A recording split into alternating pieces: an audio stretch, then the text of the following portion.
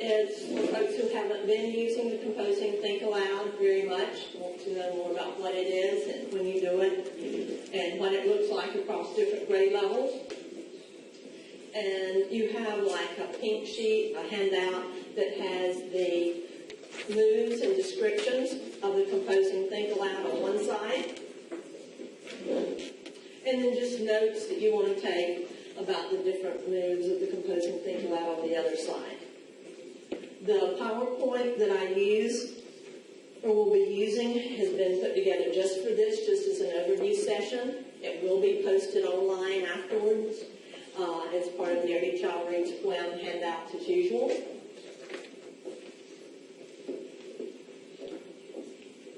There will be time for questions. And I'll focus the session around what I think of as key learning questions. What is the Composing Think Aloud and why should we use it? Which is our declarative knowledge. 2, how does it work? It's our procedural knowledge. And then when do I use it? The moves, and these are on your pink sheet on the page that says Composing Think Aloud, description, rationale, and moves. They're the 4 items at the bottom. Certain ones of them are essential to have a Composing Think Aloud. For example, you have to tell the kids what you're trying to demonstrate or share with them. So you give them some kind of description of what you're doing, and then in terms of why it's useful. Okay? The next thing you do is you read your composition. You may not always do that second. You may do that at the end. Okay? But at some point in time, they get to hear a nice read aloud of something that you composed.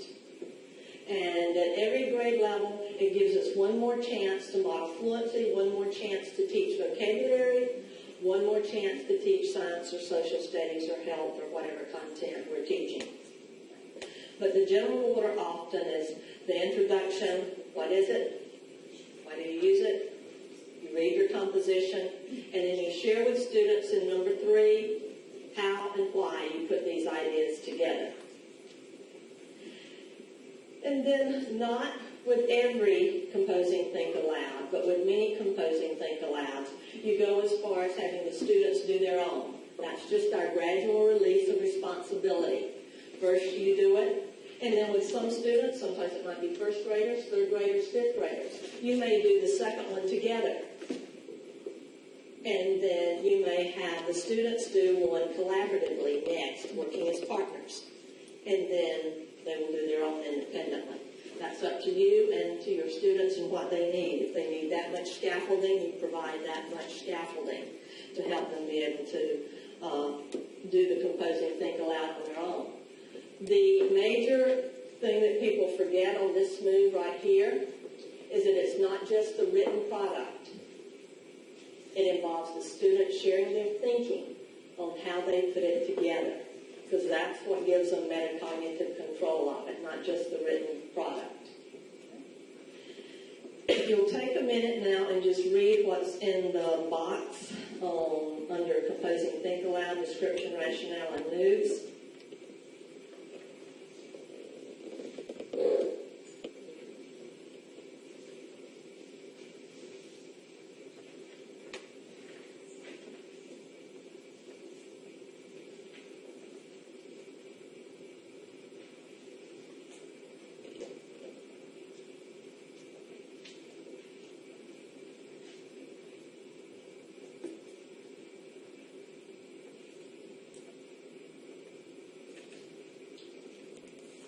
The order 1, 2, 3, 4, people think, oh, it has to be in this order.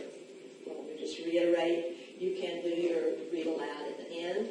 Then the other thing people often think of the Composing Think Aloud as being at least a paragraph long. No, if they can't write a word, you can easily do a Composing Think Aloud at the word level. And for example, if I were working with students who, were still at the word level, whether they are beginning English language learners or just 3 and 4 and 5-year-olds, I might say something to them like, Words create pictures in our mind when we hear them or read them. Lion. If I read or hear the word lion, I picture this big, furry creature that goes, roar. So, that's what we want to do when we write for our readers. We want them to create these pictures in their heads. So if I were using this, and we might do lady, let's say before, after they had the picture, or they looked at it maybe, and not when you're doing your say spell, but at another time, I'm just going to use the word lady like I did lion. If I were doing a composing think aloud with lady, I might say, lady. I want my reader to see lady, a female person. Okay. So L, D, lady. Oh, it could be E, or it could be IE, or it could be EE, or whatever. But in our English, it's a Y, lady. And then I might do the same thing, or we might do baby together. Oh, I want my readers to picture an image of a baby. B, babe, another B, and then, oh, lady, baby. It might be alike. I'm going to try it out. Okay? So that's how composing at the word level. But you want to give them the idea of why you do it. You notice what I said? My explanation of it. Words create pictures in our minds when we hear them or read them. We want our readers, you want your readers to be able to create these same kinds of images, the images you want them to have as you write. So that's my explanation of what we're going to do, and that's why we're going to do it. And then I did a demonstration of it. Okay? Now, I might give you a name to write, and if you were 5 years old or 6 years old, I might give you Sadie, or something else that would fit in with that pattern that would be very easy to start with at the beginning. Okay. I'd just like you to talk to your partner for a minute, and have you ever done any composing think alouds at the word level?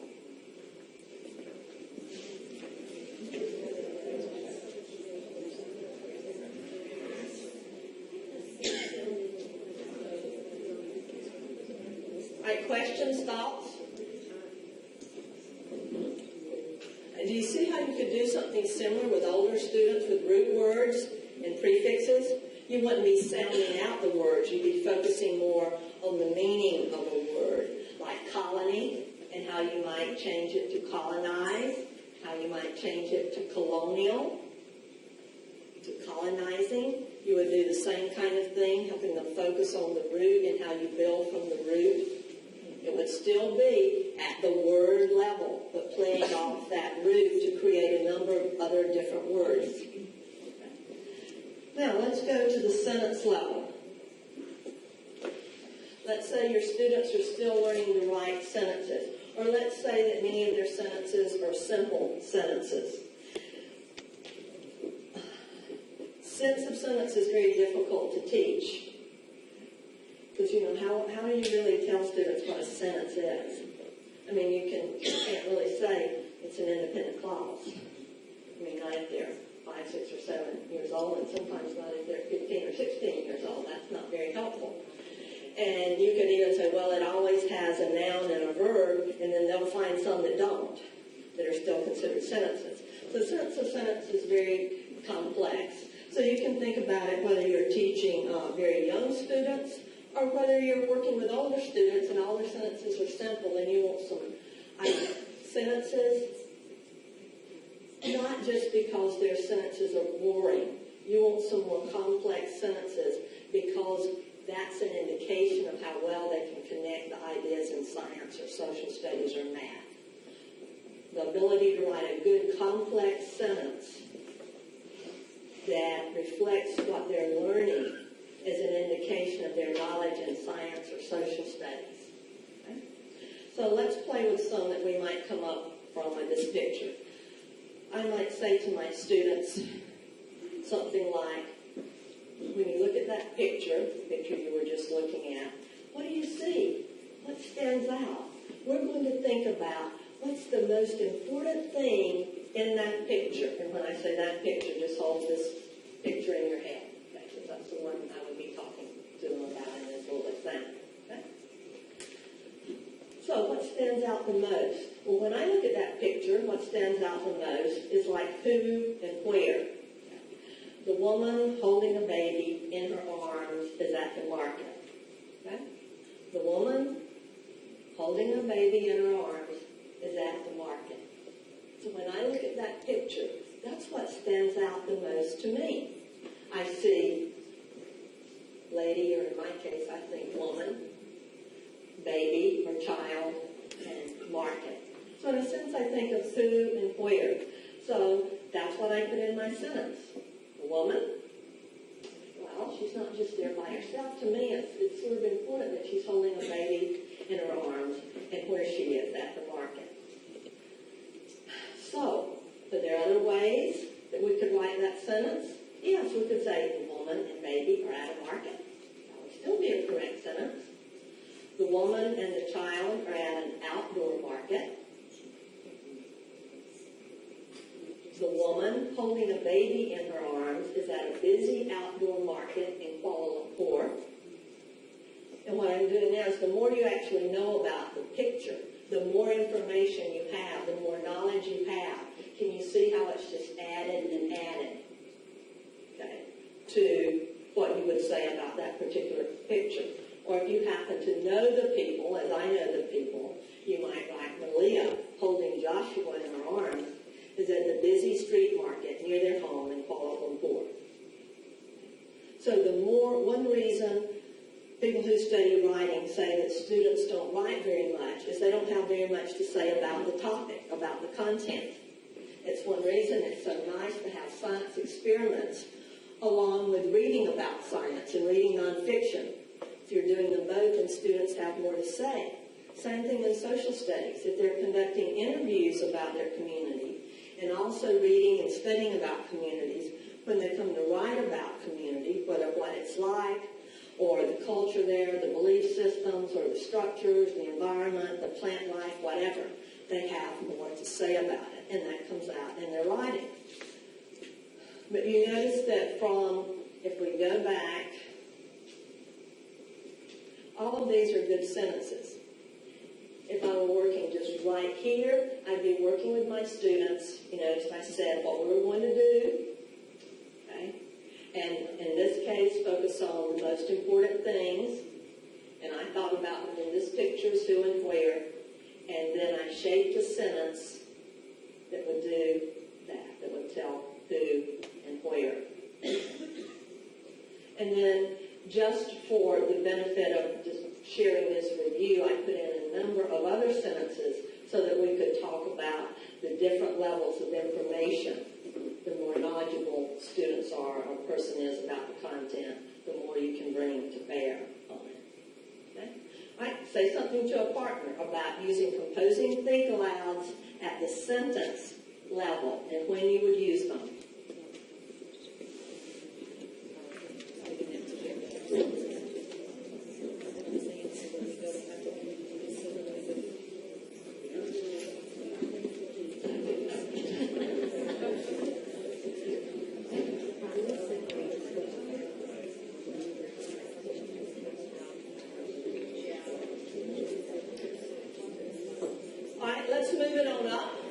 Any questions about composing think alouds at the sentence level? Right. And who had some idea? Anyone have some ideas about what you would know you needed to work on? How would you know? What kinds of things you might need to work on as you look at your student writing? Well, I guess we realized that most of us at our table that we didn't even know there was a composing think aloud at the sentence level, because we just went right into this paragraph, and that's to go back and do that is a good starting point. Yes, and that's one of the reasons that, that I started it at the word level, because in working with people, everybody's working at the paragraph level, yet I look at student writing when you all share writing with me, and I see students that still need to work, particularly at the sentence level. And then I know that there are a lot of kindergarten, first graders who would need to work at the word level. And older students with things like the nifty 50 words with prefixes and suffixes. Anyone else? Ideas, questions? How do you get that writer to doing nice sentences, but then they're multiple? To go to the multiple sentences instead of the run-on sentence full of answers. Lots of examples. Like, you can take one of your own sentences, like you might write, and it almost look like a jot list, and share how you changed it from your just all together to be a sentence where every section is like a prompt for the reader to follow. So, and you can also do some very nice things with taking the first, this is not a composing think aloud particularly, but if your students are having a lot of trouble with the run-ons and stuff, or fragments, you can take the sentence beginnings and sentence endings and take them from the sentences that the students have written, or you can take them from read alouds or whatever, but you take some and you mix the beginnings up over here and the endings up over here, and then have them match them. And if you've got the smart boards, boy, that's an easy one, and they love it. They love just pulling together and matching. And sometimes they'll have ones that they'll fit, but they're not the ones that they wrote. It'll be like,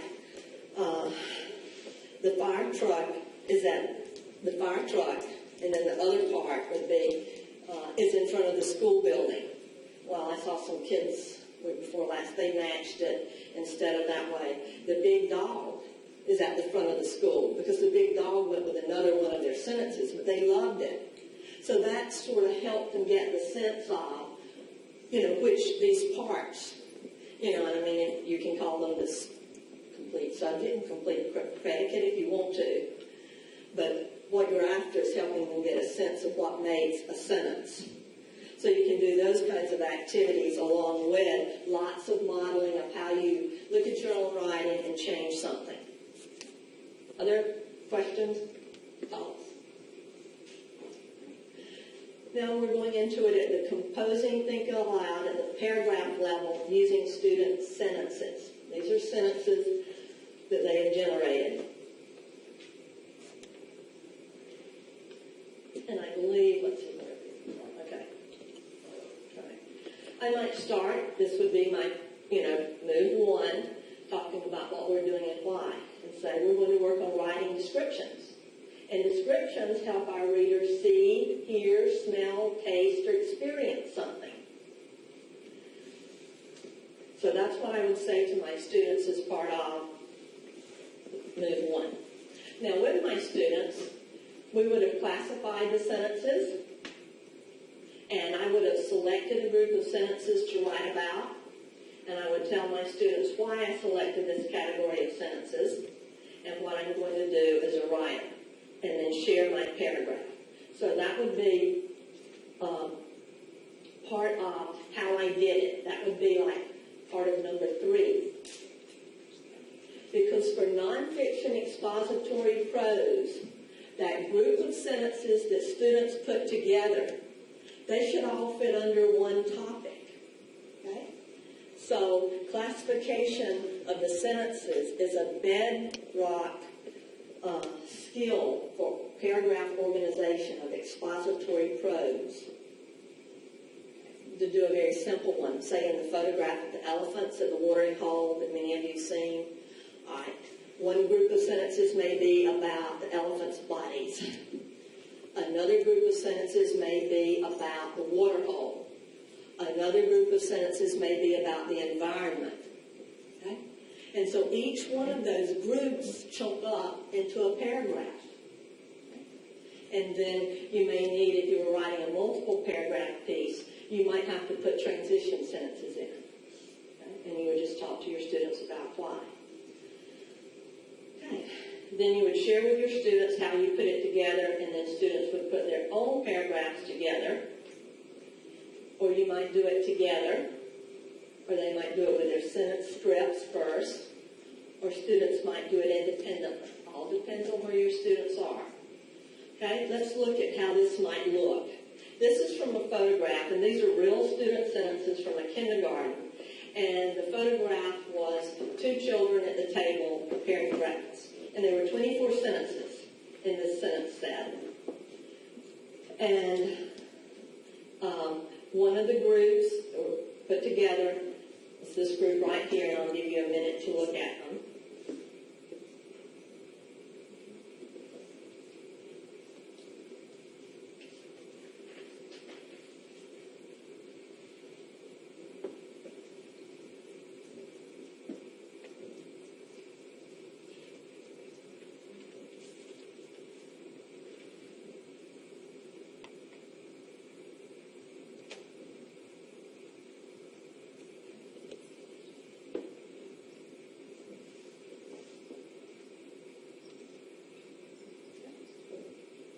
So if I were working with beginning writers or students still learning English, the first thing I might do is share with my students how I put those sentences in order. These are the same sentences.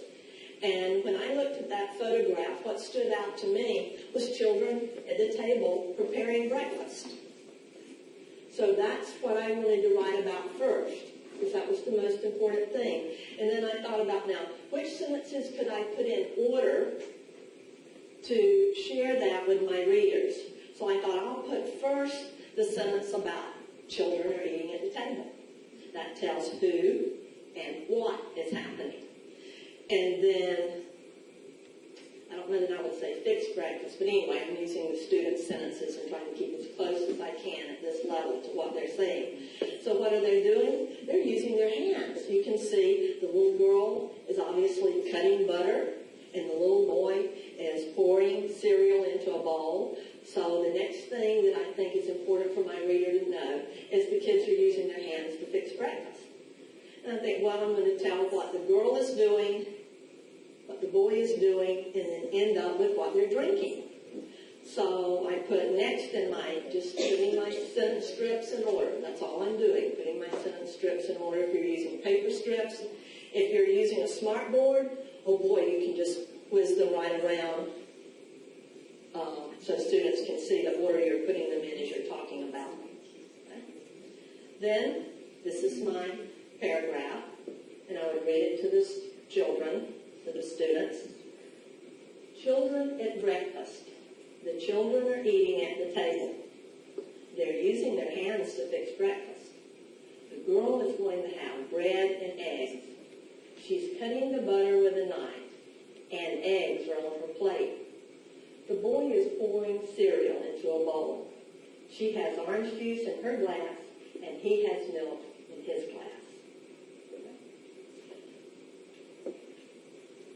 Notice that for the children are eating at the table, that was our first sentence back here. And then I decided to use one of those words, that we talk about that stands for something else.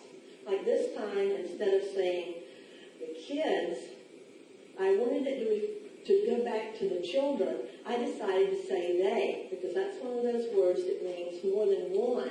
And I just thought it sounded better than the kids. So I said, the children are eating at the table, and then I replaced the kids with they. They are using their hands to fix breakfast. And then I thought, I need a sentence here that it just sounds sort of strange to go right from there using it. She's cutting butter. I wanted a sentence to let my readers know what she was doing. And so I decided to put this one in. The girl is going to have bread and eggs.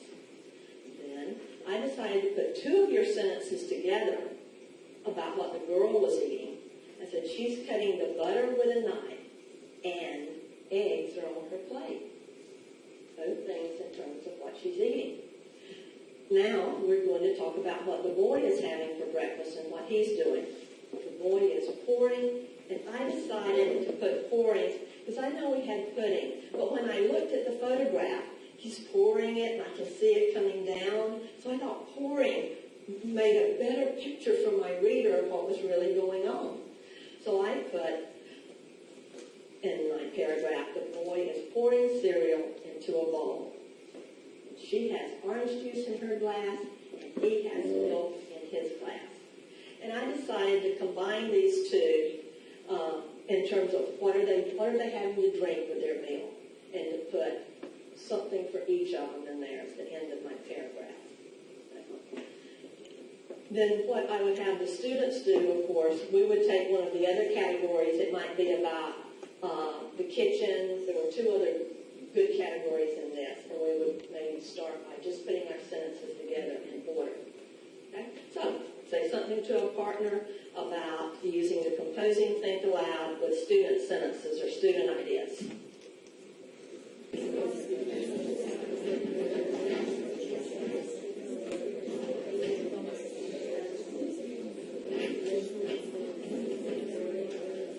All right, time, questions?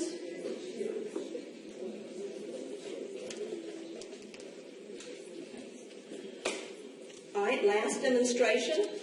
All of these are composing think alouds. They all follow the pattern of, you tell them what it is, why it's important, show them how to do it, and then lead them to be able to do the same thing on their own, always including your thinking about what and why you're doing it. This last example, this last composing think aloud, is going to be one where you're not using student sentences. You're just sharing with them how you put together an idea.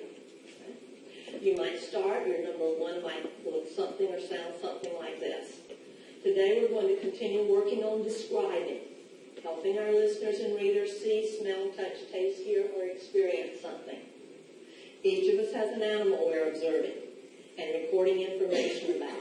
We're keeping our observation logs, our observation records about how it looks, how it behaves, what are its common actions or habits, what it likes and dislikes, what it eats. The animal I'm studying is my pet cat, Harlequin. I wrote a paragraph to help you see my cat. To do that, I looked at the notes in my science notebook.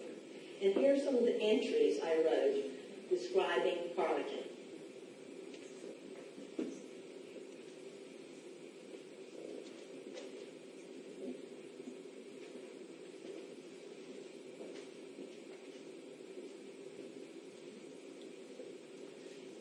Now, with my students, I probably read all of those, but I know that you can read them all. Now, those are the things I observed, but I also, from my research, learned some things about calico cats. That almost all calico cats are female. That calico is not a breed of cat. It means a cat with 3 colors. And that almost all female. And the reason for that is that it's a sex-linked trait. A physical characteristic, coat color, is related to gender. And I learned that it's considered a domestic cat, not a big cat like a lion. And then I ran into some stuff I wasn't sure about that I want to know more about, because it talked about the white patches were examples of piebalding. And I thought, what does that mean? Is that like a zebra's stripe? Is that where zebras get their stripes? It's piebalding? Anyway, so I had some questions about that. And here's my paragraph. And I want to see if you can see my cat by listening to my paragraph. Okay?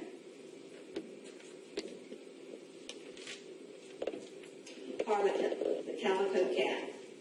Harlequin is a female calico cat. What do you know about calico cats? Like most small domestic cats, Harlequin has 2 pointed ears shaped like triangles, a body about 14 inches long, and a tail almost as long. Because she is a female calico cat, she has at least 3 colors in her coat: black, white, and orange. Her face has a large black triangle that stretches from just below her ears to right above her nose. She looks as if she's wearing a mask. That is why I named her Harlequin. And you notice I didn't put the paragraph up, and you know why? That's right. That's right. Could you see it? from my description, because that's the point of why we try to write a good description, is to help our readers form these images in their mind, just like when I did the word lion at the beginning. Okay? And then I might share with my students how, at first, this was my paragraph as I worked on it, and then I thought, I want to focus my reader more on the calico part of my description. So I decided to add a little short paragraph with just that. Harlequin is a female calico cat, because as I read in my research, female and calico are really pretty closely tied together. That's important to the topic I'm writing about. And then asking my reader, focusing them on that by saying, what do you know about calico cats? Now, write a description of your animal. I'll ask you to share your thinking about how you put it together. And then, this is the kind of thing I would say to the students or something similar to this.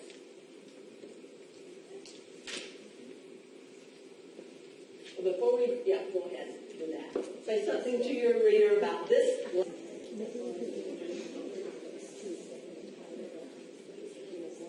Right, thoughts, questions? All right, I have a few more slides in here that have to do with our core curriculum, the writing, using a variety of skills and strategies to comprehend nonfiction and informational text, using writing as a tool for learning, but I'm not going to take you through those. I have put those together so that you could see that this relates directly to our core curriculum. But I hope you got the sense of the text structures, the using writing for learning, and using it to learn science or social studies to apply what you're teaching. Most of you have these old DVDs back from the old Every Child Reads from the kindergarten and third grade. There are 2 demonstrations of composing think alouds in those, one at the kindergarten level, lesson, is it on the kindergarten level? Lesson 37, teacher modeling of the composing think aloud. It's from the kindergarten. At grade 3, it's lesson 37 also, teacher modeling of the composing think aloud. And then with the Quint 3, there's one, some of you have seen it, it's in Disc 3, it's the composing think aloud. And it also, there's a separate video clip in that shows a visualization practice for reading comprehension and writing, then the composing think aloud demonstration. That's it, folks.